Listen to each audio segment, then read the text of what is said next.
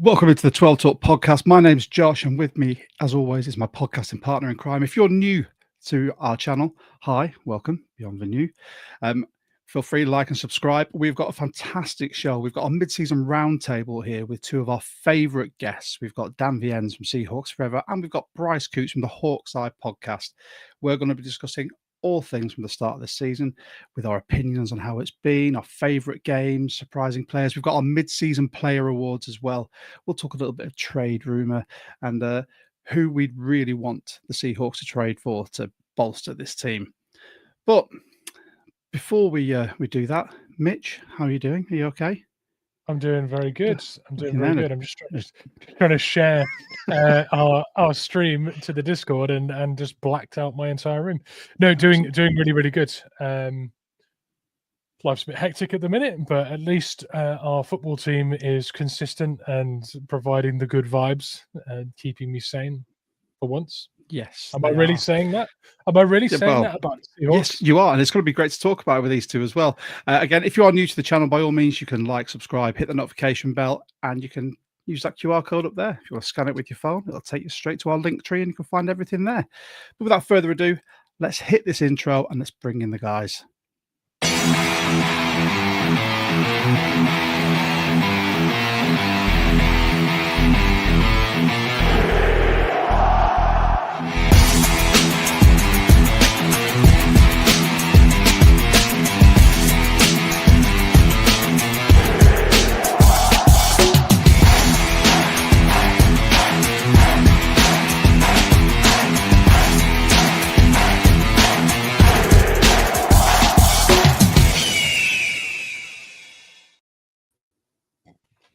Gentlemen, welcome.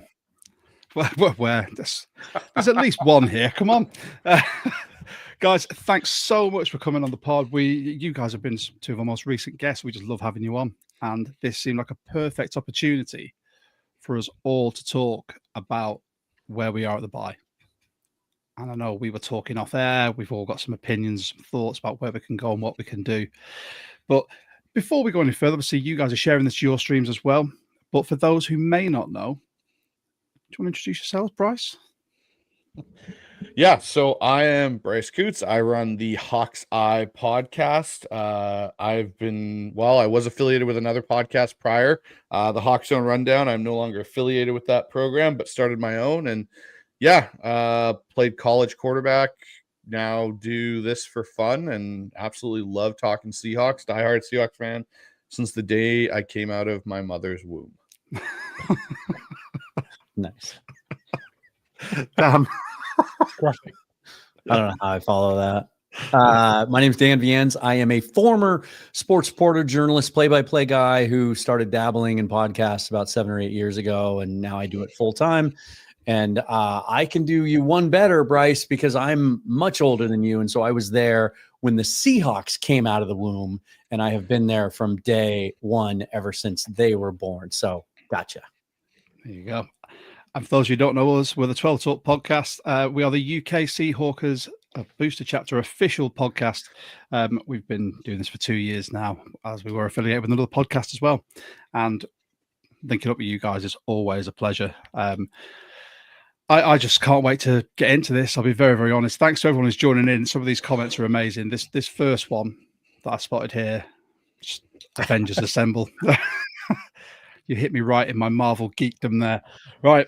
Well, shall we make a start? So whenever we do our game reviews, obviously we've got the stats and facts later, but we like to dip into the feelings of this. So guys, how are you feeling about the season so far? Bryce? I am optimistic from where I was, say, in the offseason. Like in the offseason, I was kind of skeptical of where this team was going to be, all the changes and everything. I thought it was going to be good. I didn't know it was going to be this good to start. And yes, we dropped that early game, which it still bugs me against the 49ers. But I look at where this team is, and I look at the fact they still haven't played a complete game. And the last time I was on with you guys doing the Texans recap, I mentioned that game left me feeling empty because we still haven't seen a complete Seahawks game. That is the thing that gives me the most optimism about this team, is we have still yet to see this team actually execute at all three facets of the game and dominate a good team, not a Saints team. Like I'm talking like a good team. And that's what gives me the most optimism going forward for this team. Like it. Dan, where are you? The word I would use is if I could just boil it down to one word, is hopeful. Almost went with relief. And what I mean by that is we had, as Bryce touched on, a lot of big questions in the offseason, especially in regards to this offense and what it would look like. New coordinator, new coaching staff, 6 new starters, including your quarterback. Like you can't start much more from scratch than that. And as much as I was hard on the national media for maybe not believing in the Seahawks enough this offseason, I understood where they were coming from because of those same questions.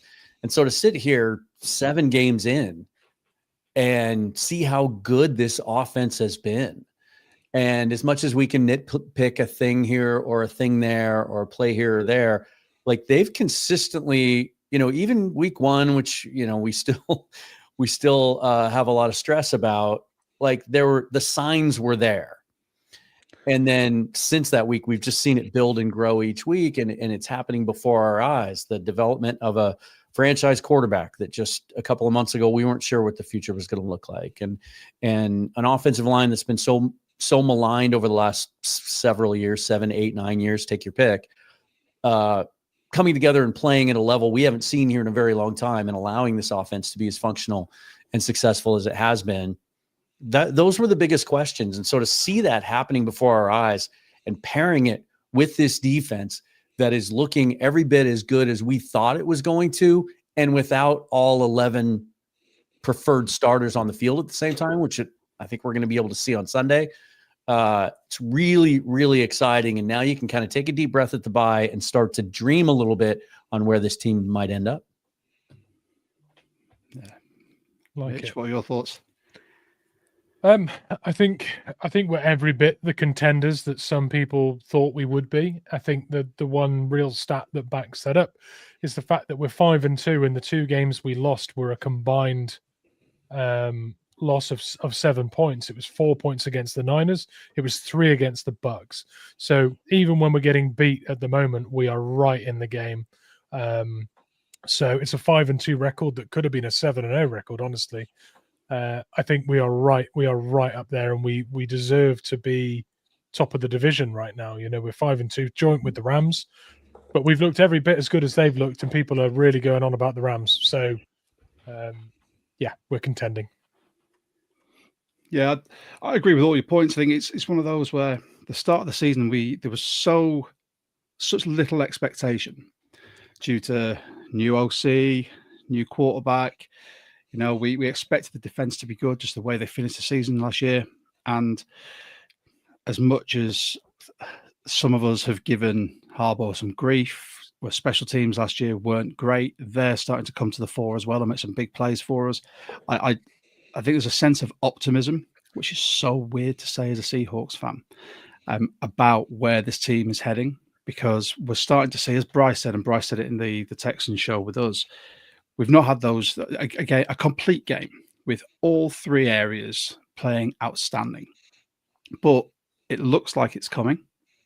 And when it does come, holy smokes, that's going to look amazing. And there's been some comments in already coming in saying, if that does happen, watch out, it could be Super Bowl bound. And me and Mitch have said we think it's a 3-year rebuild to get to that point, but they seem to have put their foot on the gas this year, and they are going for it. So with that, talk about this year. Let's have a look. Our current record versus the predictions that we all had. I know, Dan, you don't like to make preseason predictions, but you did this year, I think, didn't you? I did. Yeah. So I just want to have a quick chat with you guys about sort of where you thought we'd be at this point. Obviously, where we are at the moment, and then where you thought we'd be. Oh, for me, we're kind of right on track where I thought we were going to be. I didn't have us losing up to the bye week. I didn't have us losing to the 49ers, but I did have us losing to Tampa Bay and Jacksonville. So I had us at 5-2 going into the bye. I still have us as a 13-4 football team. And the more that I have watched them play up into this bye, the more I believe 12 or 13 wins is a real possibility. Now, Dan will throw me under the bus and claim that I'm the reason he changed his prediction, but he said it on multiple shows. I will stand firm. I am still sitting on 13-4 Island because looking over the back half of this schedule, you look at teams that we expected to be good this year, like the Vikings. The Vikings are falling apart. Carson Wentz is done for the year now, and they have to throw JJ back in there. So it'll be interesting to see what happens there. But the Rams game is going to be their next big test, because it sounds like even from Adam Schefter today that Jaden Daniels may not even play on Sunday night, and it may be Mariota. So there's a bunch of teams that I think we all kind of circled on that back half after the bye going, this is a key game. This is a key game they have to win. Those games are looking different. That Rams game is going to be the first test for this team in the second half, I think, where we got to look at it and be like, okay, if they win that game, then to the point of, I said 13-4 and boldly 2 playoff wins, that makes things a lot different for that Seattle Seahawks team. So I'm sticking with my prediction that I had. Nice. Dan. Well, Bryce is right. So, wow, man. Okay. I sorry. I just came up with I'm a big sucker for wordplay, and I just came up with the title of a show someday when Bryce is on my show. How have I never thought of that before? The Price is Right. I don't know. I don't know. Okay. This is creativity happening right in front of your eyes, folks. So yeah, when the schedule first came out, I went 11-6, and I was trying at that time to be as conservative as possible, even though I was really optimistic about all the changes they made. But I understood that those changes might take some time to sort of come to fruition, right? And then I did get overly excited after the start they got off to, and Bryce recruited me over to his side. And for a minute, I was on 13-4 Island with him and with John McGrath. Shout out to John. But as luck would have it and timing would have it, I'm actually, when I'm done here later tonight, I'm going to go live on my own channel and update my prediction. And when I did that, obviously adjusting the season, I go back and show, what I picked initially, and they're ahead of the pace. I didn't have them going 5-2. I thought the offense would take a little bit more time to kind of come together. But as I went through now, and knowing what we know about all the teams left on the schedule, as Bryce pointed out, I came up with 13-4 as well, but I may or may not stick with that. I don't want to give away the show tonight, just because the reality of the league and how damn hard it is to win 13 games in this league. And then at some point, something's going to happen that you're not expecting. Maybe you're going to trip up against a team that you thought you should beat, but maybe you get one against a team that the matchup didn't look that favorable too. What was really hard looking ahead to the second half was trying to pick those Rams games. And what I ultimately came up with is this. I don't know which combination is going to happen, which one goes which way. I think at the end of the day, they split those 2 games somehow, some way. The Rams are really good. And it would be easy to just say, well, they're going to win the one in LA and we'll win the one at home. I'm not so sure about that, because I think that game's going to be kind of like the Seahawks Super Bowl. Like, talked about it with Griffin Sturgeon on the show the other day, that has been our Achilles heel through Pete Carroll and Mike McDonald's tenure here, is we just cannot beat that aspect.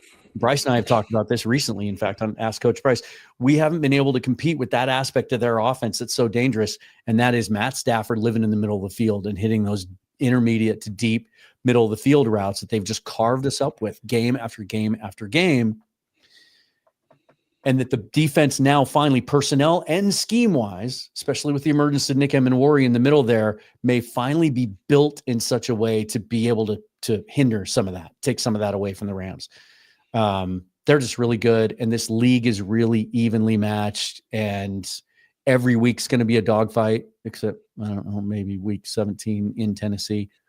And so I'm going to go with 12-5 as a realistic finishing point. I'm writing these down. Mitch. I said 11-6 quite a few times, I think, on the pod at the beginning of the year. And I still think we've almost overshot that slightly. I mean, from 5-2, if you split the remaining 10 games down the middle, 5 games, 5 wins, 5 losses, then we're 10-7. And I really don't think we're going to be doing that. So I think 11-6 now becomes a little bit pessimistic from the start we've had. I think we go at least 12. I think we go at least 12-5 from here on out, and it could be an awful lot better than that. It's so exciting to think, but we've set up a fantastic foundation for the second half of the season. Yeah, I mean, I think we both came to the 11-6, didn't we, on our prediction show, and we were hovering at that 12-5, and I just couldn't bring myself to it because I saw the latter half of the season where the bye situated so well for us, but you see all these other teams that are going down with injuries. We've been pretty lucky to not have a raft of injuries, a la the 49ers, whose whole team seems to be in the medical tent, the physio room every single day. I'd hate to know what their medical bill is, by the way. But I mean, there's nothing saying that the rest of the season something couldn't happen. And if that was to happen, I see it being a bit bumpy depending on who goes. I mean, there's one player that I want to talk about later as well that I think could have a massive impact if he was to go down injured. But I, being the pessimistic Englishman, I'm going to stick with 11-6 because I've played sport and coached sport long enough to know that as optimistic as you can be, then something can always happen. Plus, if we're 11-6, if I say 11-6, and then we end up going 12-5, 13-4, I'm going to be ecstatic. So there you go. See, low goals and then high optimism. So yeah. So this question's just come in. I think it's a great one to just fire out to our guests. So, would 13-4 be enough for the first seed? And if it's not, I guess, who do you think will go better than 13-4 and make that not the first seed? Bryce? I think it could be enough. I think the couple teams you're going to be chasing, the Eagles will be one. I think the Eagles' schedule for them and the way that they play football bodes well as the weather gets worse. They run the ball. They won their last game over the Giants here without A.J. Brown in the lineup. And I think Tampa Bay is a real team to be concerned about. Like, Tampa Bay gets healthier. Yes, they've lost Mike Evans, but Godwin eventually comes back. McMillan comes back. They get healthy. They already had the tiebreaker if it came down to that. If you both finish with the same record, they're the higher seed because they did beat you. Those are the two teams that, like, if I'm today saying who could hold Seattle out of that first place with having a similar record or better, it's one of those two teams for me. What about you, Dan? Yeah, just before this question came in, I was just looking at the schedules of the other teams that we're kind of competing with, and the Bucs might have the easiest way ahead of them. They play it'd be a really interesting game, interconference game this week against the Patriots, but they go the next 3 weeks. They go Patriots, Bills, Rams. That's a pretty tough 3-game set.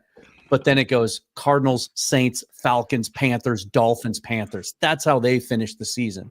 So if they get through these next 3, 2, and 3, I think they're in the driver's seat for the number 1 seed, even more so than the Eagles, who still play in the next 2 weeks. They go Packers, Lions, and then but then they've got kind of an easy stretch, and then they play the Bills in week 17. And then for the Rams, like, we're going to know a lot more about the Rams 3 weeks from now.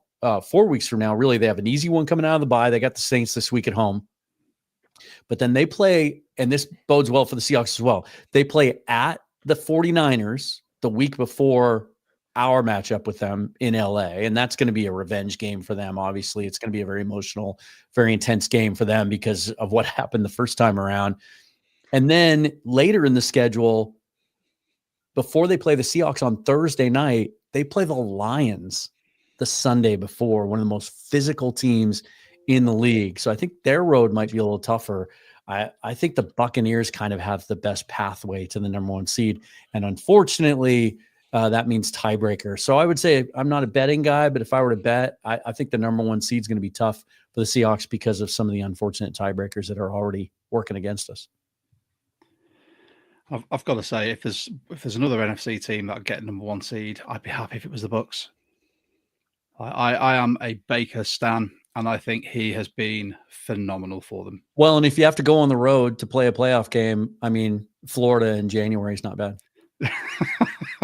It beats some of the alternatives. Yeah, exactly. True. So yeah, we've discussed sort of where we thought we were going to be as compared to where we are. But out of the games we've played, one thing I want to know was, what did you see as a surprise game or result so far? Like, what game did you expect us to win? We might have lost. What showed you the most? What had the most highlight-worthy plays? Bryce, from a coaching point of view, I'm expecting you to be pulling apart the X's and O's of a certain game and sort of tell us why you liked it. So let's go straight for you, Bryce.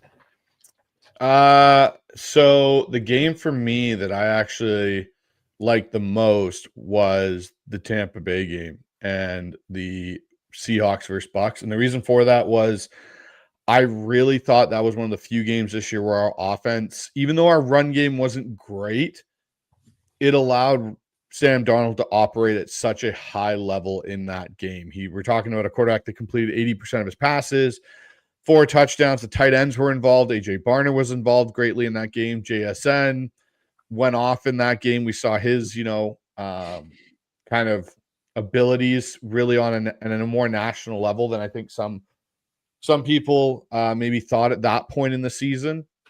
The game for me that drove me nuts, though, was the Texans game. That game, as an offensive coach, I was ready to put my head through a wall and question. We know we had you on the pod straight after. I know. Everything I knew about coaching and football at that point, I was about to go, okay, cool. All the years I've ever done just doesn't mean anything. Just do trick plays whenever it feels right in your heart, and you're just going to do it. But that game, and I think the best thing about that game happening when it did is it kind of, I think, for this bye week and this self-evaluation week is much better to have that happen going right into it and have it fresh at the front of your mind than having that in week 2 or having it after your bye week. Because what it does for me as a coach is it tells me, okay, we may have gotten away with a bunch of stuff early on in the year, and it is finally now caught up to us, and the chickens have kind of come home to roost. And I think that is exactly what happened for Clint Kubiak with his trick plays. Is it was like you didn't really see one in the Jacksonville game, and then all of a sudden he tried it again, and it completely backfired. And I've had some people say, "Well, if he completed the pass, it would have been a genius call." And no, because the guy that caught the pick was 2 steps from JSN and would have tackled him for a gain of maybe 10 yards.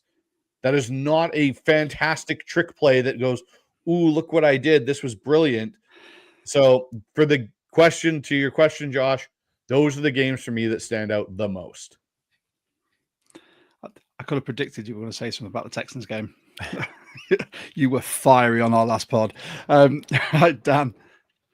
You know what's funny about this, and we didn't compare answers ahead of time, but I'm the exact opposite of Bryce.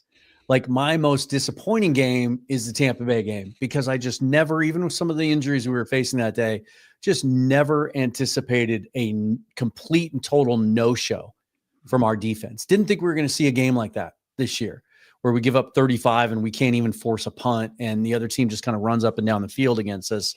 And especially on a day when our offense is clicking on all cylinders. So that was a real bummer. You know, the silver lining there is the reaction to it.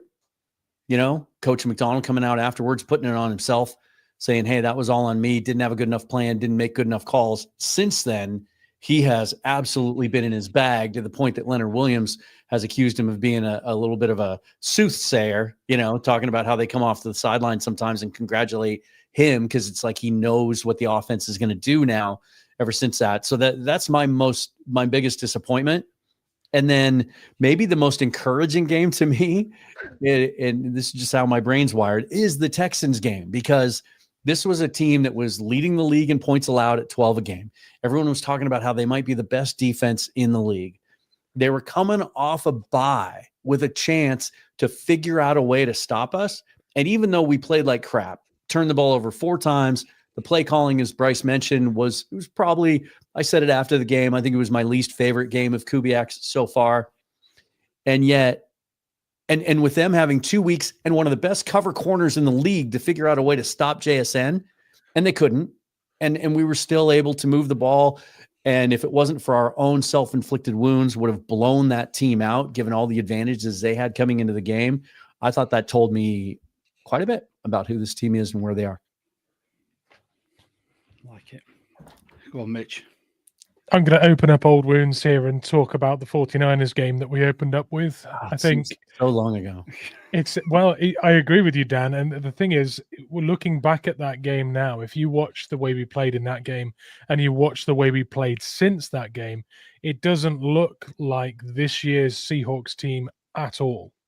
That game surprises me looking back at it because it seems like it belongs in a different era of Seahawks football.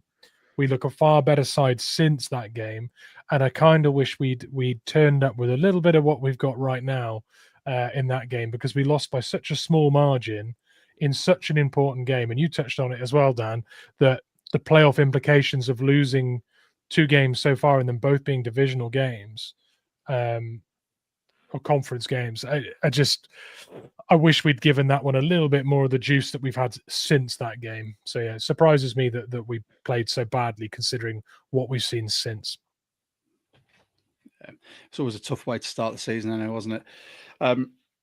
I went for one that's not been mentioned, the Steelers game, because watching the game, there were some frustrating points, but there was some things like sort of DK Mark II, his coming out party with that interception in the end zone.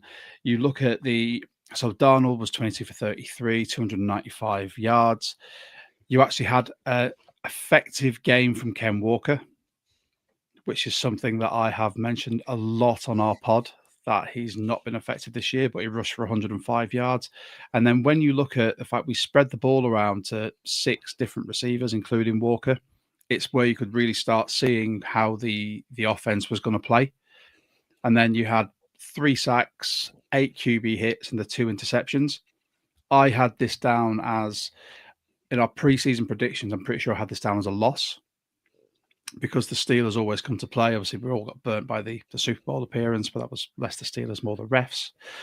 But I think this really showed the mettle of the team. This showed what we were capable of when we had the ball in our hands, when we just let Darnold run the show, and defensively as well. I think things really started clicking. The fact that we got 3 sacks and 2 interceptions in one game, mind blowing, especially when you look at the fact our starting corner had literally walked into the building that week, and he comes and does that. So that was one for me that it really, that lit a little bit of a fire under me, if I'm honest, when I sort of started looking at how we were going to play for the rest of the season. But I don't know if anyone else felt the same, because I don't think it's one that a lot of people talk about. The second game of the season after a loss, straight back in, and we're there. So that's all the resulty bit. Now I like the emotional side, gents. I like you to tell us your thoughts. You can back it up with stats. I don't mind. I don't think anyone else would mind. But it's time for the mid-season awards on offense, defense, and special teams. Now, I think what we'll do, we'll go round on offense first, then we'll do defense and special teams. Come on, Bryce. Who have you got? Low-hanging fruit. Sam Darnold for me. Oh. And the reason I say Sam Darnold for me, because if Drew Lock's playing quarterback, or Jalen Milroe had been thrust in, I don't even know, even if Geno had still been here, I don't know if you see the production you see from JSN that you see right now. Like, JSN's doing a fantastic job getting open, and that's amazing, but you got to have a guy that can get him the ball and get it to him on time in those windows and trust that he's going to go make the plays that he has been making. Sam Darnold is my MVP on offense, because let's be honest, we're actually having a serious conversation now in the Seahawks content creator community and so on about, well, is Jalen Milroe even going to be a quarterback that starts for the Seattle Seahawks at some point? Because there's conversations of Sam Darnold, when is he going to get a potential contract extension if he keeps playing the way he's playing? Like, do we have our franchise quarterback? And you think about where we were in the offseason having this discussion of, okay, Sam's probably just going to be a placeholder. Like maybe he might be good for his 3 years. Like people were already, the minute Jalen Milroe got drafted, we're talking about, well, you can get out of Sam's deal in a year. Like that was the conversation that was going around. And now you're having the opposite conversation. We're talking about a guy that is like almost top 5 in every statistical category as a passer in the NFL. And people saying he wasn't going to be able to replicate what he did in Minnesota. He is playing better football than he did in Minnesota, like efficiency wise. So when I look at what JSN's doing, it takes 2 to tango.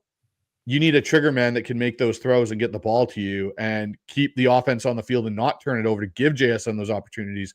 So that's why I'm picking Sam Darnold as Seahawks MVP for the offense. Nice. See, if I would have known that I was going to follow Bryce,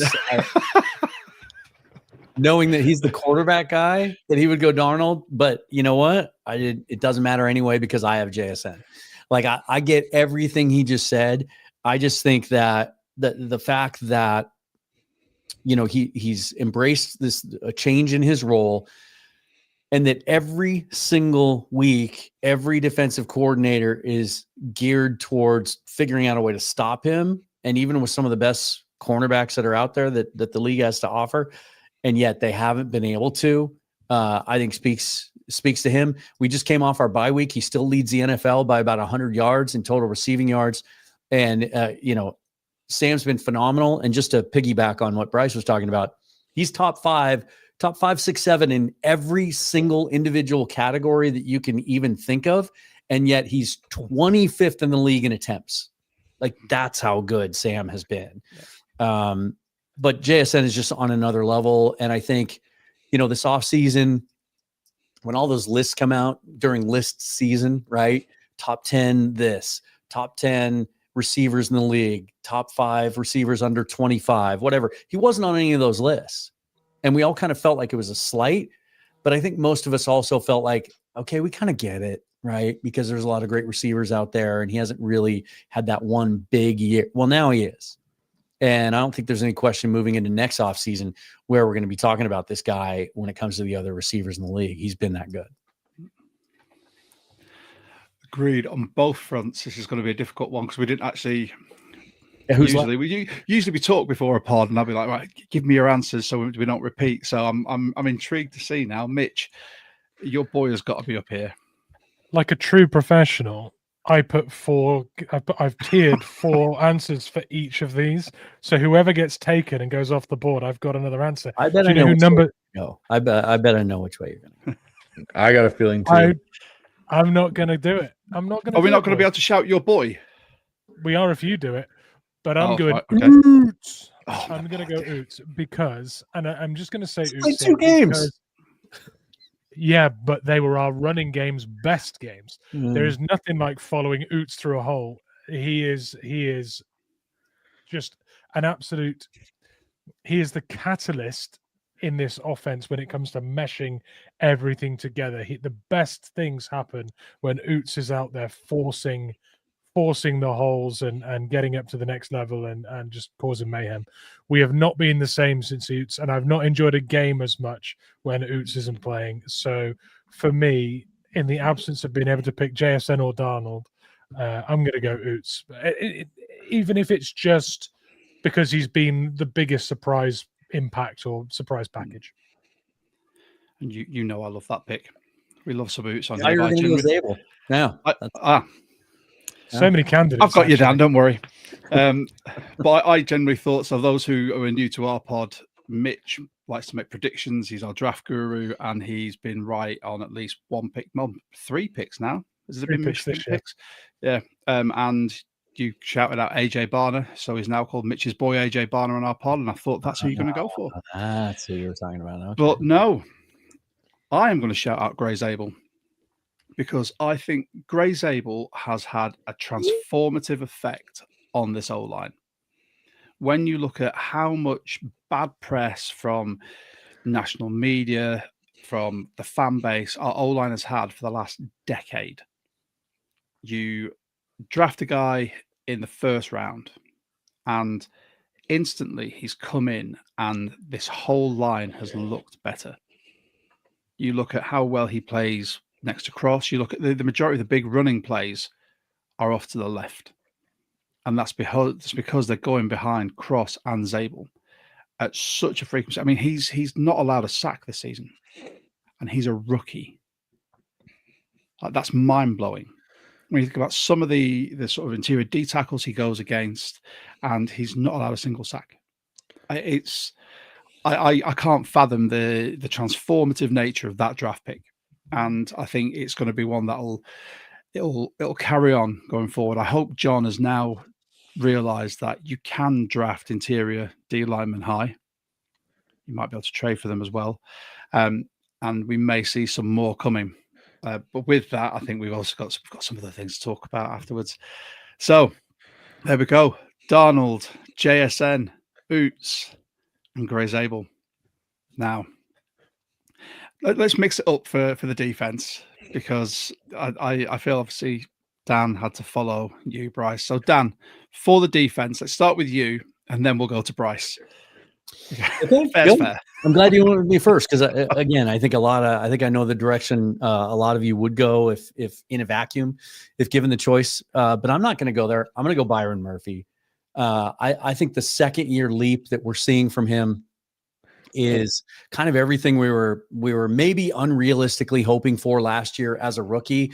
And I think the injury played a big role in what was happening with him last year. Plus, McDonald has admitted that basically had to play a lot of base last year and kind of keep things vanilla a little bit, which just allowed teams to sort of focus a little bit more. We were seeing more double teams last year for Murphy. And then we spent the offseason, all of us, me out in front of the pack, just kind of pounding the table for let's get a true nose guard in there that can take some of that pressure off Murphy, let him play more 3 technique. He's playing about as many snaps as a true nose tackle position as he did last year, but none of us seem to be worried about it just because of the way that scheme is being executed and the way they're moving those guys around and they're all working together. So I don't worry about the toll being taken on it. I don't worry about it impacting our run defense because it's been stellar. Just like Ernest Jones said a month ago, he said, good luck. If you think you can run the football on us, good luck.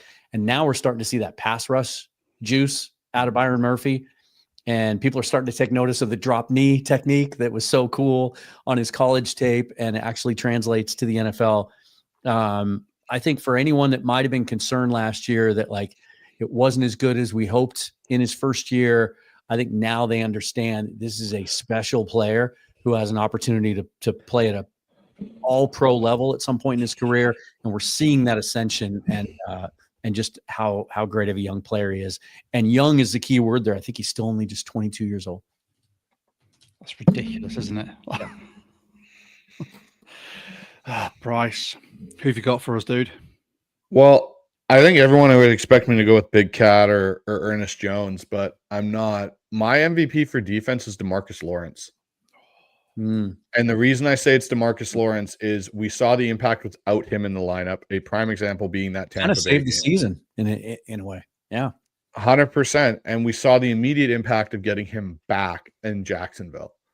And that for me is when you look at an MVP, you look at someone that if you take them out, what is the direct effect or correlation to said unit or team?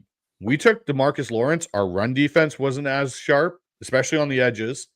And as much as he may not have been getting sacks, the pass rush he gave to that unit with Derek Hall, with Boye Mafe, you could see DeMarcus Lawrence still had a lot left in that tank to give. And so for me, now that you see his impact in this Jacksonville game, in this Houston Texans game, even in the other games that he had played prior, then to not have him and the drastic effect it had on that defense that particular Sunday, I think DeMarcus Lawrence is definitely the MVP of the defense for me right now at the midseason point. I like it. Mitch. Ooh, well, the top 2 candidates on my board. Oh no! I've still got Leonard Williams there.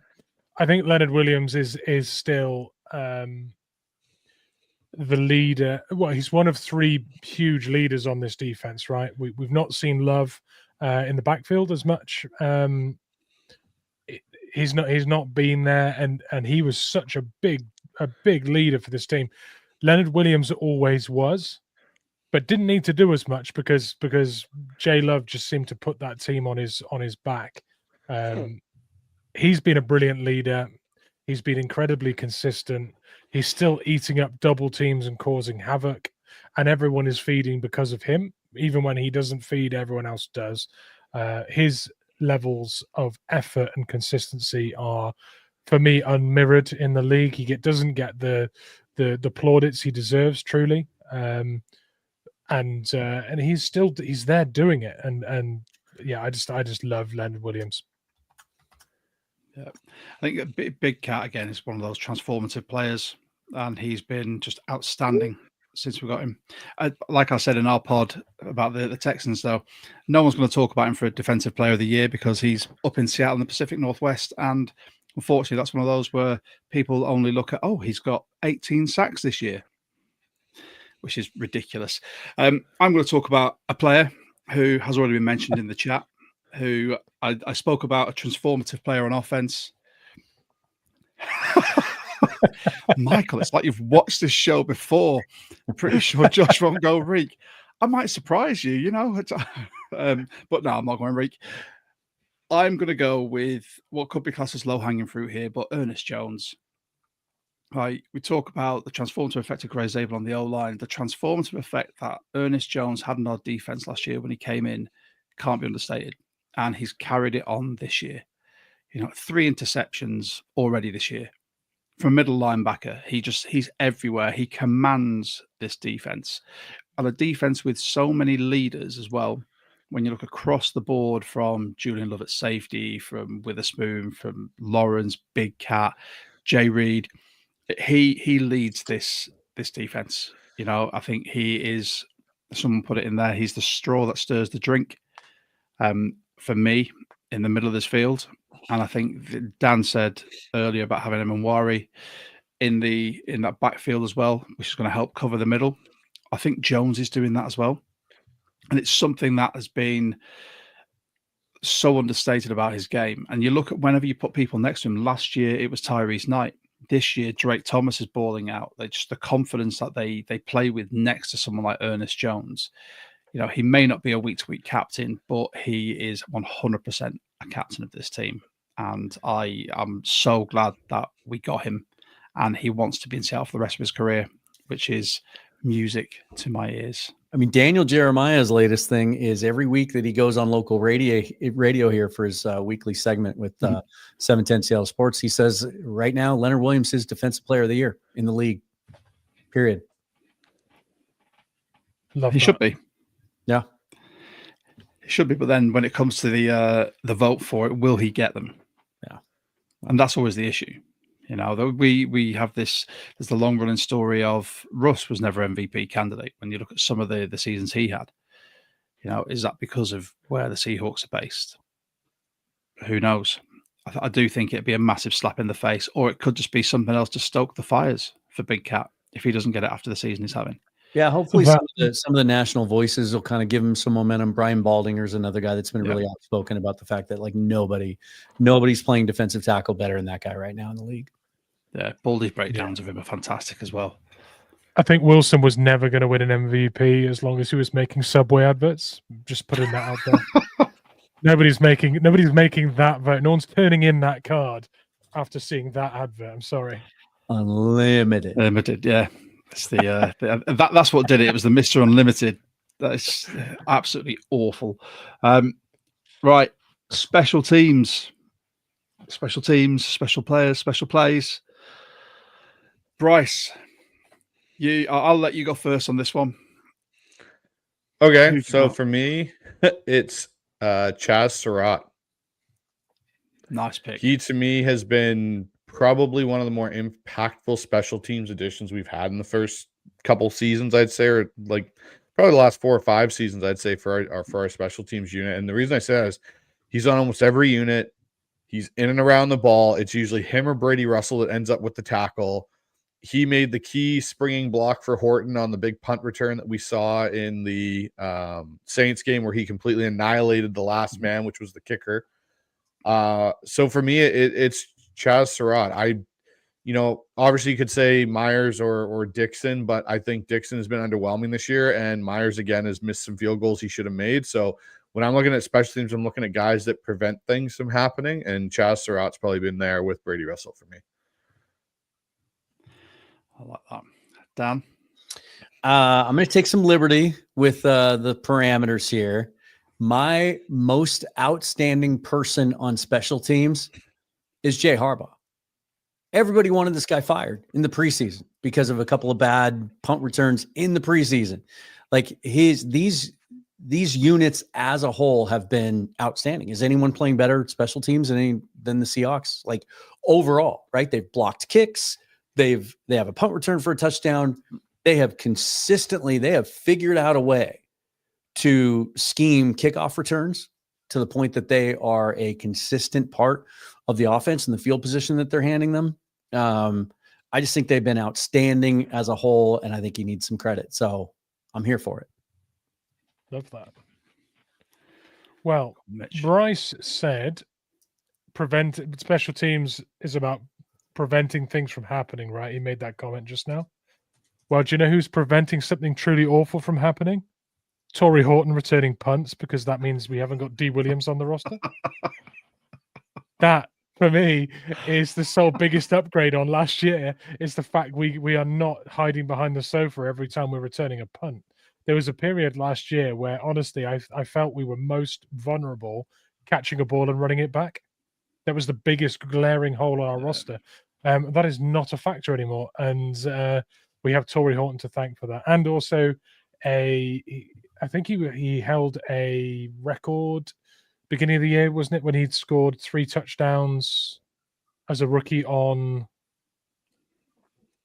I can't remember exactly what the stat was, but he broke 2 records in one game when he returned that 96 yards? 96 yarder. And then he also broke a record for scoring a special teams and a receiving touchdown in a single game as a rookie. I think that was a record as well. It was something like that. Either way, he's made an impact on special teams. That means we don't have a horrible punt returner out there. So happy days. It's amazing how legendary some players can be for what they didn't do or did in such a short period of time. D. Williams right up there with Drew Nowak as being just legendary. This was a difficult one for me because I wanted to look at the defensive side of our special teams. But the more and more I looked at it, the more, obviously, Mitch mentioned about Torrey Horton. I'm going George Halani. I think having Horton and Halani being back there to receive kicks has been so steadying for us. Where previously, like we've mentioned, D. Williams, there's been sort of Derek Young gets chucked in there, and Derek Young's been good on returns as well. But I think Halani just brings that consistency. He's going to try and hit a hole, but if he can't find the hole, his head is going down. He's just going to try and gain some extra yards on every single return, and he's got a legitimately safe pair of hands there. I've loved having him actually on the active roster as opposed to floating on that practice squad. I think he's just been brilliant, and if he's our RB3. Now Kenny Max out, I'm more than happy with that as well. So yeah, there we go. That's the mid-season awards. Now the next part is hyperbole. This is what we've all heard on the grapevine, and this I think is where you're going to get people in the comments people have already commented who they want or who they think we should get. Let's talk some trade. Rumours, targets. Now, we spoke offline before we came on live as to who you think we should go for, who is a definite consideration for us. Let's have an open conversation. Now, Bryce, you said that you've received some feedback from someone about a certain player.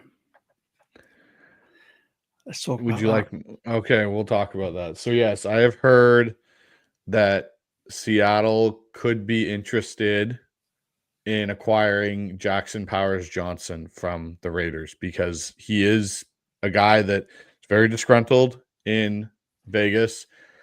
They don't have a way forward with him with the current staff, and he wants out. The Raiders want to kind of move on and I think reset in some aspects. Again, he wasn't drafted by this regime. So I think there's a fair opportunity. And from what I've heard, that is a opportunity Seattle could be very interested in pursuing at the right cost. And I think it would be a fantastic pickup. I think But it would. then- I think it solves your center's problem for years, does, but- not like right now. What happens to the right guard then?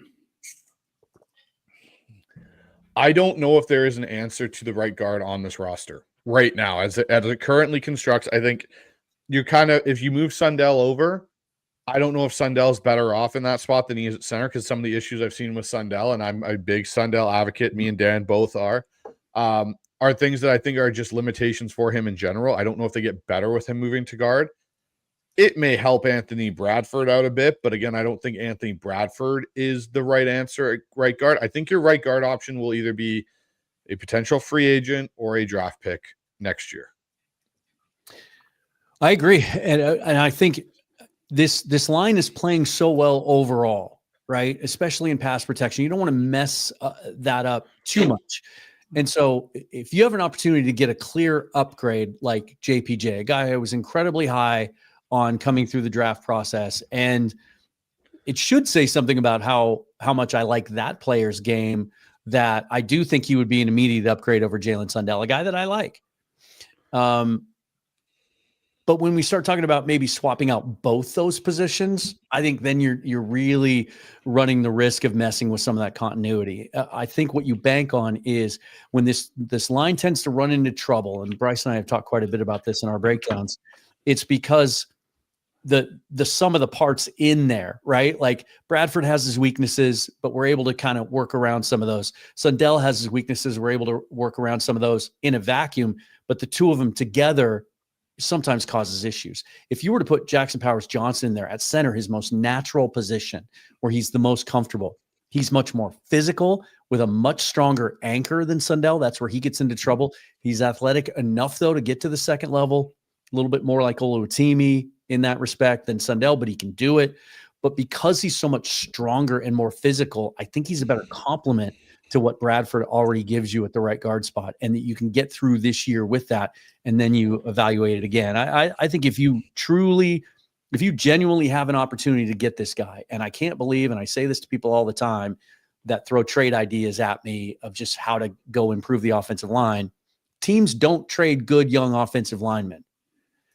Well, this is a case where they would be willing to, it sounds like. I think they're crazy. I think it would be a mistake from the Raiders standpoint, but if it's really a possibility, the Seahawks would be nuts not to go after it. He's got 2 years left on his contract, and he would upgrade a position there and upgrade 2 positions, because then Sundell becomes a guy that can literally back up all 5 spots on your line in a really, really valuable depth piece.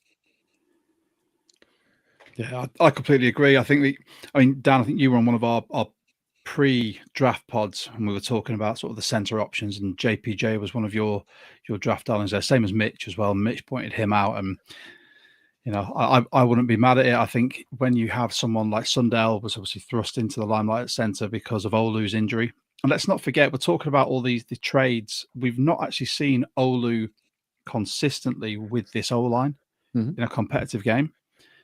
For an award-winning center in college, I refuse to believe that you come into the NFL and you are completely ineffective.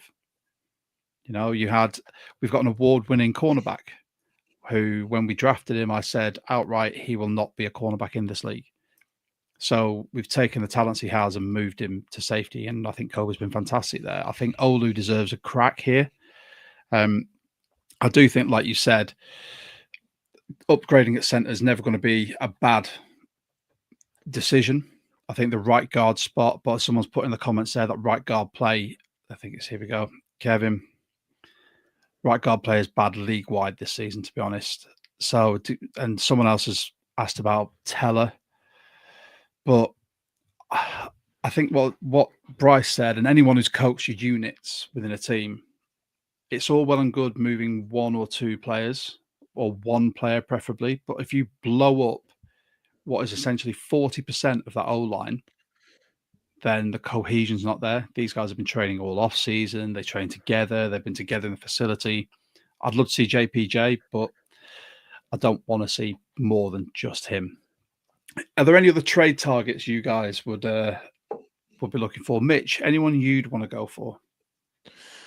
Yeah, I'd be looking at underperforming AFC teams with a surplus of defensive backs, i.e. outside corners. I'm looking at Baltimore with Marlon Humphrey, still at an age where you could give him a 2 to 3 year deal, and expect some fairly stellar perimeter play. Looking at Kansas City Chiefs, who have got a surplus of outside corners. L'Jarius Sneed is an obvious cut if they're going to start restructuring their cap. And there's also Jalen Watson there in Kansas City as well. Now, those are not rumors by any means. They are me just throwing out some names and to focus our chat towards corner instead of the offensive line. But I do think that those are 3 targets that would add some serious veteran savvy and move the dial a little bit on the level of quality that we've got on the perimeter.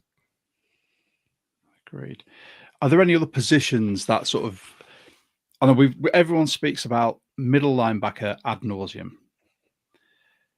I've flipped my thinking on middle linebacker just due to the coaching of Mike McDonald and this coaching setup. So you look at what he's done with Tyrese Knight in his first year. I already spoke about Ernest Jones. You look at how Drake Thomas has been playing as well. I think at the moment, it's sort of a 55 or 60-40 split between Thomas and Knight. It may even be more in favor of Thomas after the last game. But I think with what we have, I wouldn't want to waste draft capital. I wouldn't want to waste any of our cap bringing someone in for the sake of it, unless they're a truly transformative player like a Roquan Smith. But that'd never happen. I'm glad you brought up inside linebacker. I just did a show earlier this week singing the praises of Drake Thomas and talking about how 2 years after the fact, I was right, that as excited as I was the day we claimed him 2 years ago, thought he was a future starter, and I was excited to see the development.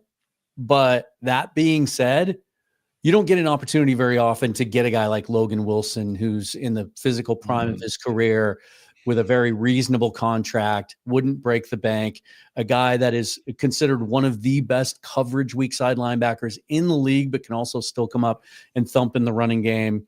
It sounds like the Bengals are willing to move him, which is something the Bengals usually are kind of stubborn and stingy when it comes to that. I don't think it would cost you very much. The day 3 pick swaps are kind of all in vogue now. We just saw Roger McCready get moved for one of those.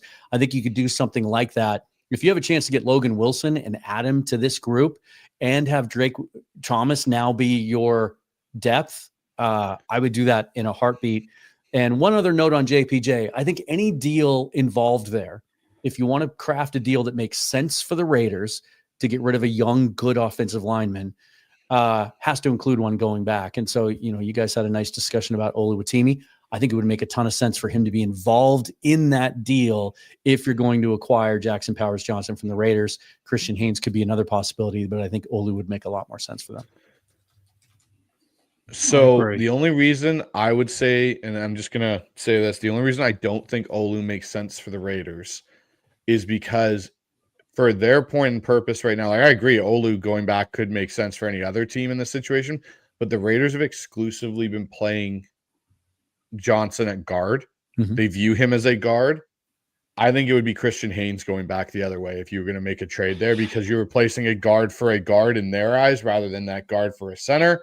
Sure. And they don't have another guy, I think, on that roster that they view as a guy that can go from center and kick to guard if they needed to put Olu in. Because Olu, as much as I think he could do it in a pinch, I don't know if Olu's a true guard in the NFL. Also, guys, we have breaking news. Oh yeah. This just texted to my phone from the Seahawks. They have designated fullback Robbie Oates for return to practice. He's eligible to come off the practice or to come off the injured reserve. But going into the bye, the last time we heard from Mike McDonald, they weren't entirely sure whether he'd be ready to go, but it sounds like he is, and they've designated him to return. Fantastic. Let's see if the run game starts cracking now, because it's been a bone of contention on our pod for the last couple of weeks, and it's something that I honestly put down to not having a fullback that can make such a big hole for him to run through. So maybe now, with Coutts being back, we might actually get our run game going in the latter half of the season. That could be the difference. Sorry, apparently I caused a little bit of an uproar in the comments. They all thought it was a trade. They all thought it was a trade. It was a breaking news. That's what did it. I was on tenterhooks thinking, oh, who'd be traded for? That's what I thought. When I saw the notification, I thought we had a trade going on. Because of our time zone, we never get any of the live intel. We always have to. We catch your guys' lives or like the re-records, and we're like, oh, right, we missed all that. Then as we wake up, and then is it always an hour late? Okay, right, yeah, all right. I'll hold my hand up. My time zone math is awful, according to Bryce. I couldn't help it. Horrible. It is. I apologize. I really do apologize, everyone. I will get better. I'll get better. I'll get that world clock down that you showed me, and then I can start sorting out the time zones. Is there anyone else or any other positions that you could think of as a I've got another one that kind of intrigues me, right? Like a lot of fans, and I bring this up because of this fact, a lot of fans have been trying to find ways or reasons to offload Boye Mafe, right? Especially with Derek Hall coming back this week, presuming he's 100% healthy. That edge group looks really good. So if you can get some sort of value back for Mafe, it'd be cool. But what are you going to get back for a guy who hasn't been productive and is in the last year of his deal, right? What about swapping him with another player who's in the exact same position? In 2022, right before the Seahawks were about to take Boye, or right before the position where they ended up taking Boye Mafe, and this was documented and detailed in John Boyle's kind of draft insider piece that he did that year after that draft. They had Arnold Ebiketie out of Penn State higher on their board, and they were about to take him. And then the Falcons moved up right in front of the Seahawks and drafted him instead. So they went with Mafe. Ebiketie has been similarly disappointing in Atlanta, just hasn't been productive. Last year of the deal, they've got some other edges there that they've poured resources into the last couple of years. They're finally getting some pass rush there in Atlanta. What if you just swap those two guys? Change of scenery.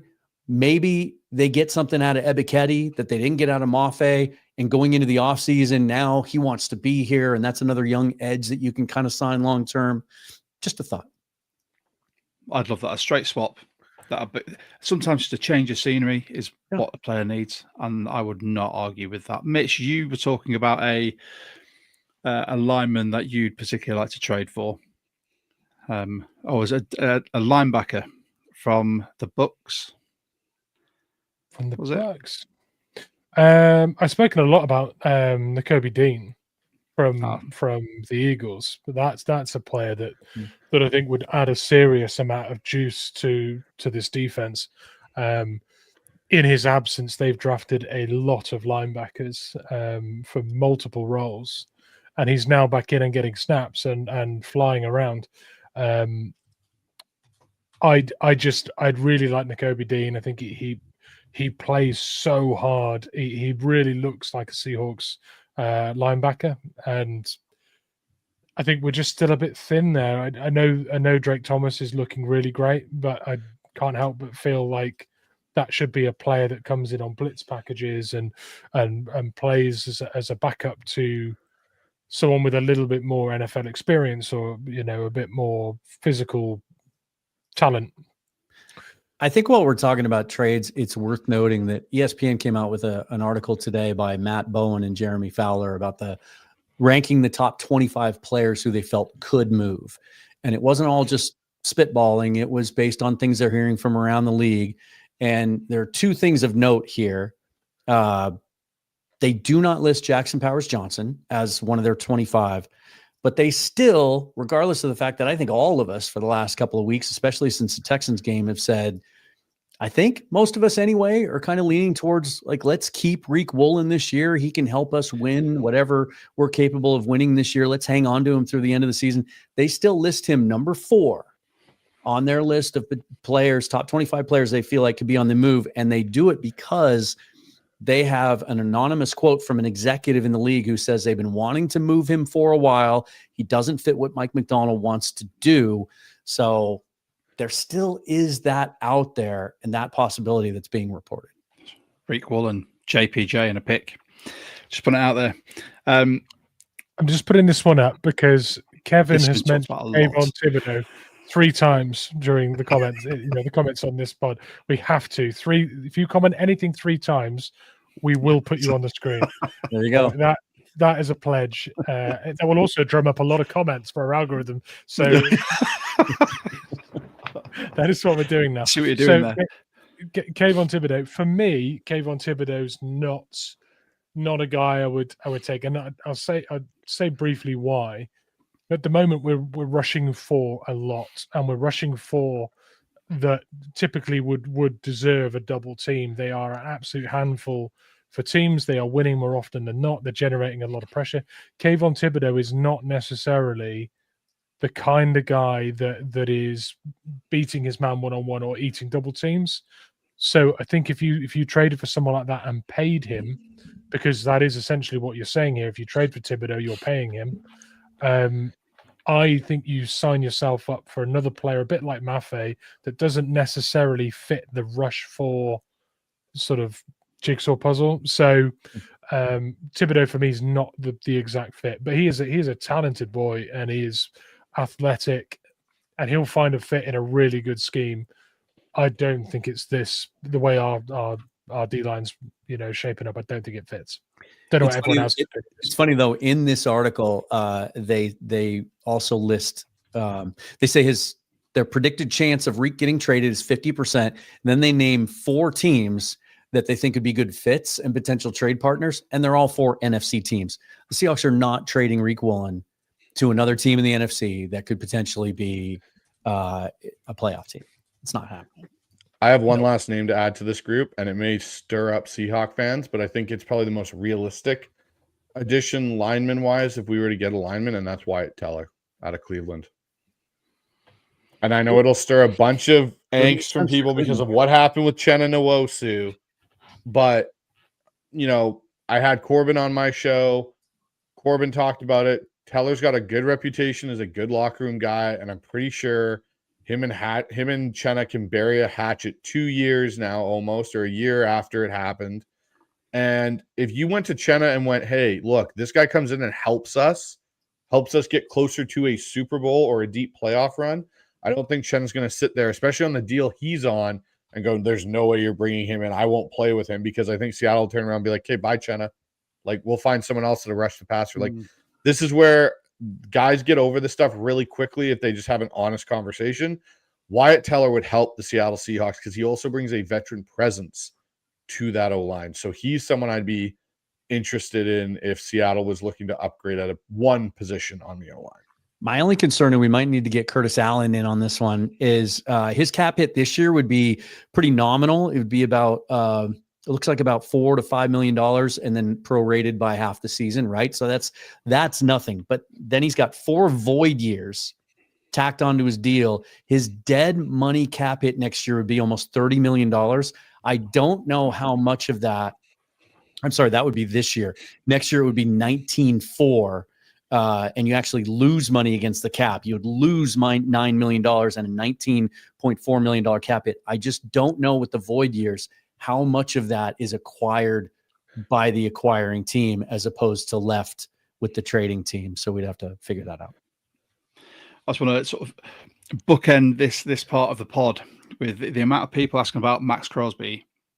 I do not think we would go for him. We wouldn't have the cap space. I don't think the Raiders would move. They'd work something out.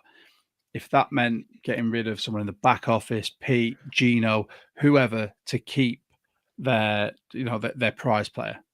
Well, in some of the reporting this week, Diana Rossini, Albert Breer, those guys are saying that the Raiders they're not moving. No, they're not moving him.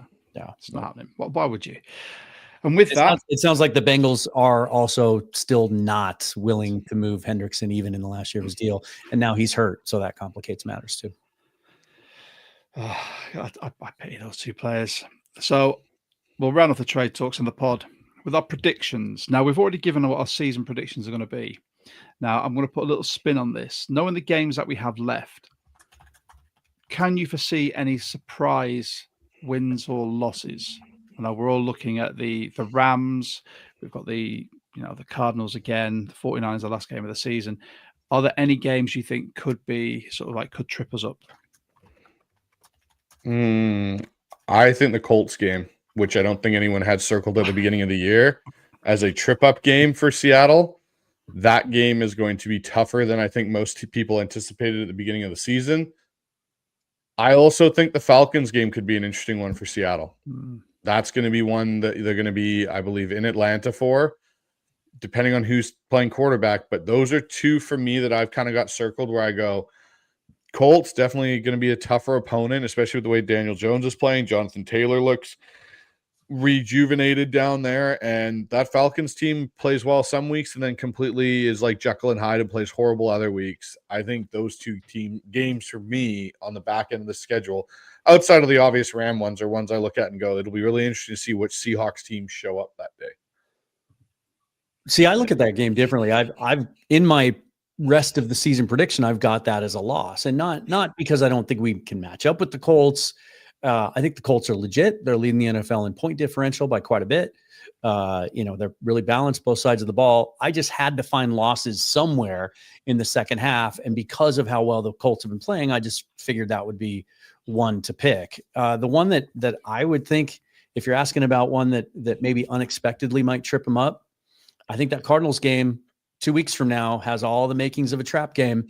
If you're coming off what I expect to be a pretty convincing win on Sunday night against a Commanders team that is nowhere near the team that went to the NFC Championship game last year, and their defense is really struggling, and we don't know if Jaden Daniels is going to play in that game, or if he is, he's going to be coming off a break.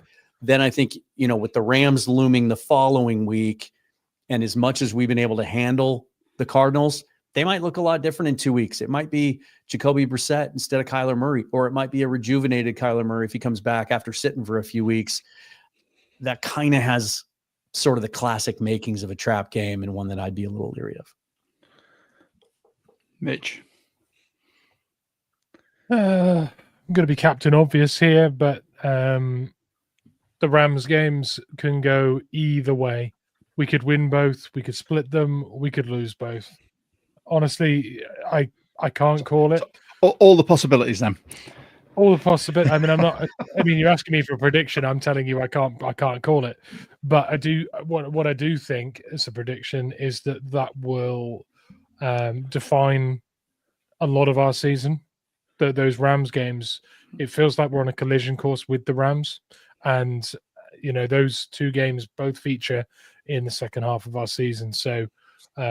We can turn the season into a triumph, with good results and performances against the Rams, or we could crash it. So there's quite a lot riding on those games for me. Yeah, agreed.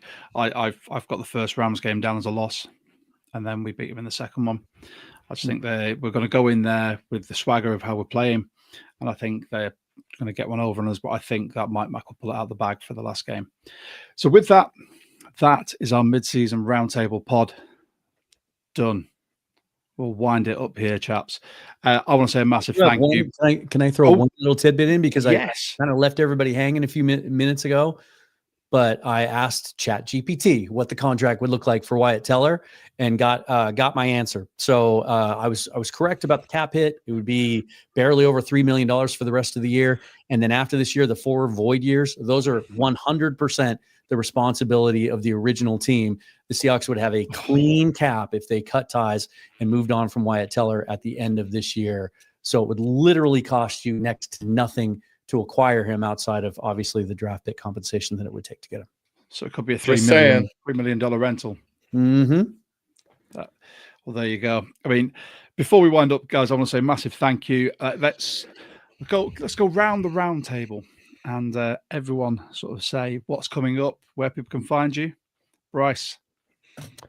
Yeah, so I just released a really cool episode I did with Corbin Smith of Locked On Seahawks and Emerald City Spectrum, so go check that out.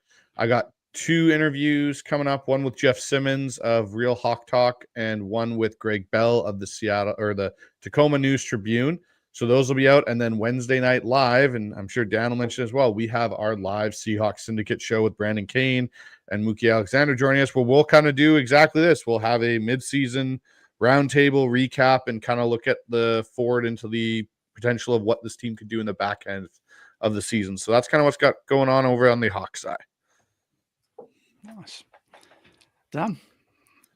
Busy week. Yeah, we got the Syndicate on Wednesday. I was going to say something, but I'm going to hold it. I'll tell you guys off air.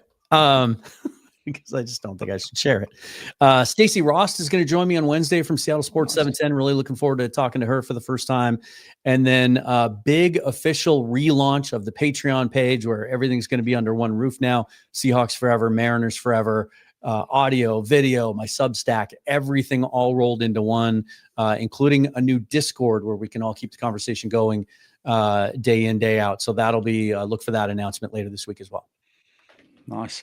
Well, I have both of your pods bookmarked on pretty much every form of media. So as soon as it comes through, whether it's video or audio, I either watch or listen. Don't try and stay up for the lives because I will not function the next day. But for anyone who's new to this, we are the 12 Talk podcast, the UK Seahawks official podcast. We tend to do a game review post game. We'll try and fit in some other bits. You can find us on all forms of social media at 12 Talk Pod. This pod will be clipped up into multiple shorts for you guys to have a look at. And the guys with us as well will be sharing those as well. But this has been fantastic. I absolutely love having you guys on, having everyone in the comments. Thank you so much. By all means, you can like and subscribe to every single one of our channels. Hit the notification bell because that helps with the algorithm too. And don't forget, you can find us on all forms of audio. If you can, get in Dan's Patreon. And make sure you subscribe to Bryce. He's got some fantastic stuff coming up. But there's 4 of us on this, and anyone who is new will not realise that I like to finish on a Go Hawks in unison. We haven't done it yet with 3 people. We haven't done it yet with just me and Mitch. So I want to see how bad this could be with 4. So, gentlemen, are you ready? Dan's actually got whiskey in that cup. He knew this was coming. Right, I'll count us down from 3. Thank you very much to everyone who's joined in live, left your comments. I said like and subscribe. But from me, from Mitch, from Bryce, from Dan, I'm going to say on 3, gentlemen. 1, 2, 3. Go Hawks.